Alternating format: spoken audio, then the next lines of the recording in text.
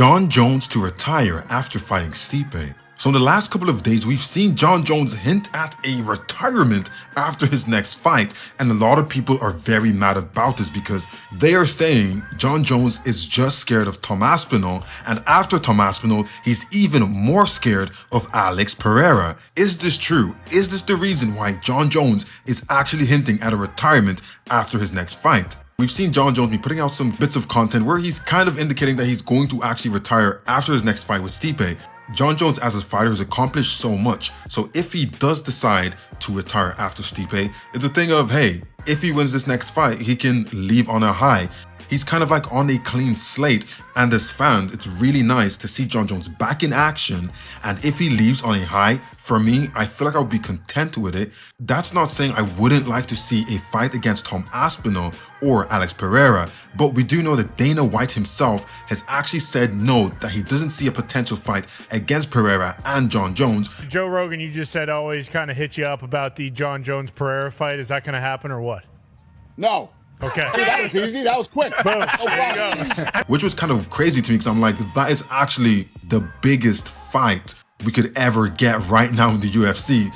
But Dana White actually shut this down himself. Dana White said, no, this fight's not going to happen. So is this a thing where it's like, Dana always tells us where he doesn't really have so much of a say in terms of what the commission do and what the board does. So if the board sees that, hey, Jon Jones versus Alex Pereira might be a good fight, they might still put it on. But it all depends on if Jon Jones is actually serious about retiring, because he did make a comment and said after his next fight, he will never need to work a day in his life. Does that mean retirement, or does that just mean if he wants to, he can totally hang everything up and he doesn't have to fight ever again? Or is he just simply saying he's retiring? When Jon Jones had to defend his title so many odd times back in the day, the payment for fighters wasn't as big as it is now. So that could just really just mean, hey, the payment for being a champion and holding the belt and having so much going on is a lot higher now. So my next fight is going to give me enough money where I can retire. Jon Jones is almost 40, so he needs around 40 years worth of money, and that could be anything from 700,000 or 500,000. Could it potentially do that if he owns his house and he's paid off most of his debts? He could actually survive off that next paycheck, and he could retire hopefully on a win and say, hey, I retired a champion and I'm going to vacate my belt, and now Tom and Alex Pereira can fight it out. I'm not sure how I totally feel about it, because I do want to see Jon Jones versus Tom Aspinall, because I feel like it's going to be a very great fight, and we want to see, is Jon Jones able to keep up with Tom Aspinall's speed?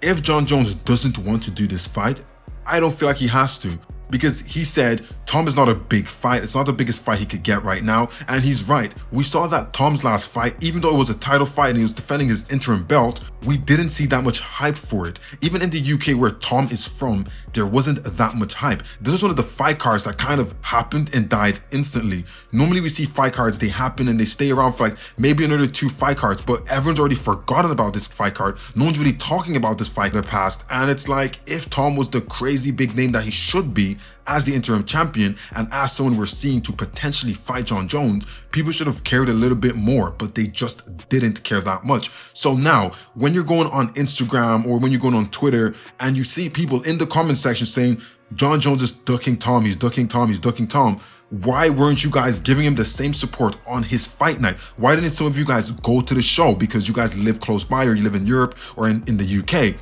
Why did you guys not go out and buy pay-per-view and tweet all day about it? Because there wasn't that much tweets about Tom Aspinall's fight. And I hate to say it, but I feel like Jon Jones was slightly right when he said Tom is not that important in the UFC. And to the UFC fans, he still has a name to make. He's a champion right now, but I feel like when he becomes the actual unified champion and he can actually go forward with that belt and give us some good defenses, I think that's when Tom Aspinall gets to the point where a fight against Jon Jones would have made sense. But by then, will Jon Jones still be in the UFC as an active fighter, or will he have retired by then? And in my opinion, I think he might retire by then. But then it opens up Alex Pereira versus Tom Aspinall.